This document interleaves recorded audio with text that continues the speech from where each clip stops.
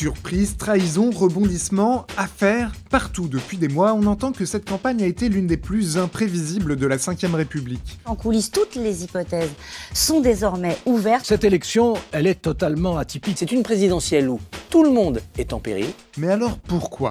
Quand on regarde bien, on peut trouver 10 moments clés qui ont transformé la campagne.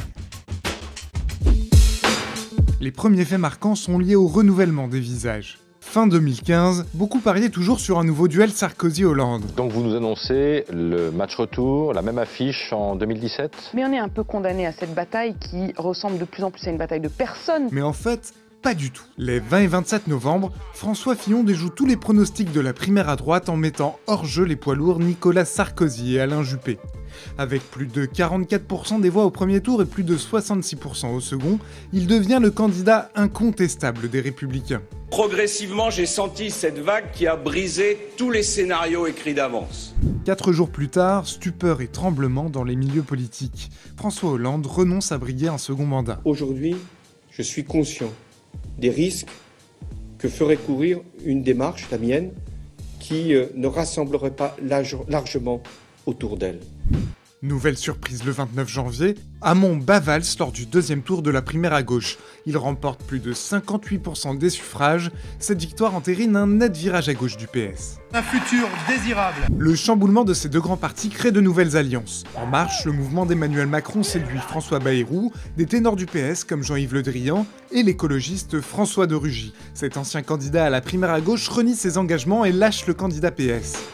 Et il ne sera pas le seul. Le 29 mars, nouveau retournement dans la campagne, Valls trahit Hamon. Je voterai pour Emmanuel Macron. De son côté, Benoît Hamon cherche de nouveaux alliés. Il récupère l'écologiste Yannick Jadot, mais pas Jean-Luc Mélenchon. Je ne vais pas commencer aujourd'hui à m'engager dans je ne sais quel improbable arrangement. Ensuite, ce sont les affaires qui donnent le ton et prennent le dessus sur les débats. Le 24 janvier, la campagne tourne mal pour les Républicains, le Canard enchaîné dévoile l'affaire Fillon. Le travail d'assistante parlementaire de la femme du candidat est révélé et remis en question. Une enquête sur un emploi fictif est ouverte. Les chefs d'accusation se multiplient, le candidat nie en bloc. Je ne céderai pas. J'éprouve de la colère. Et quand Fillon est mis en examen, il oublie déjà une de ses promesses. Il n'y a qu'une seule chose qui m'empêcherait d'être candidat, c'est si mon honneur était atteint, si j'étais mis en examen. Face aux affaires, Marine Le Pen choisit une autre stratégie, celle de l'évitement. Elle est ciblée pour une enquête sur des emplois présumés fictifs d'attachés parlementaires à Bruxelles. Le 22 février, Marine Le Pen refuse de se présenter à la police judiciaire. Puis elle s'abrite derrière son immunité parlementaire pour ne pas affronter les juges d'instruction qui la convoquent à leur tour le 10 mars. Ensuite, la campagne a été marquée par le terrorisme. C'est la première fois qu'une élection présidentielle se déroule sous l'état d'urgence. Le 20 avril, plusieurs candidats réagissent en direct à la fusillade sur les Champs-Élysées. Les violents n'auront pas le dernier mot contre les républicains. Je veux qu'on mette en place un plan d'attaque. La première mission du président, c'est de protéger.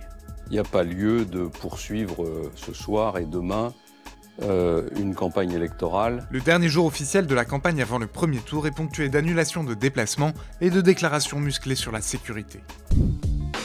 Du côté de la communication politique, les choses ont quand même un peu changé. À partir du 17 avril, des candidats répondent à des interviews sur Snapchat, cela donne des clichés de campagne inattendus. Flower power. Le but, séduire les jeunes à une semaine du scrutin. Certains candidats se sont aussi inspirés du modèle des youtubeurs. Bonjour à tous. Je réponds aujourd'hui à Kirby54. Vous savez ce qu'il vous reste à faire, des petits pouces bleus pour que ça monte. Mais le champion de l'innovation, c'est Jean-Luc Mélenchon, avec d'abord des conférences en hologramme, puis Fiscal Combat, un jeu vidéo rétro lancé par des sympathisants. À la télévision, c'est plus classique, on retrouve des débats où tout le monde se coupe la parole. Non, monsieur, pardon de vous le dire, mais si. Alors, pas tous en même temps. Non, mais c'est trop facile. Mais le 4 avril, on assiste à un débat à 11. Tous les candidats sont réunis dans cette formule inédite. Les outsiders, qu'on appelle petits candidats, volent la vedette. En particulier, Philippe Poutou face à Marine Le Pen. Quand nous, on est convoqués par la police, nous, vous voyez, par exemple, on n'a pas d'immunité ouvrière. Désolé, on y va. Voilà. Vous avez une chance. Le système vous protège. Tant mieux pour vous. Enfin, pour la première fois, 4 candidats sont susceptibles de passer. Le Pen, Macron, Fillon et Mélenchon. Soit 6 possibilités. ce qui fait de l'indécision des électeurs le principal déterminant du premier tour.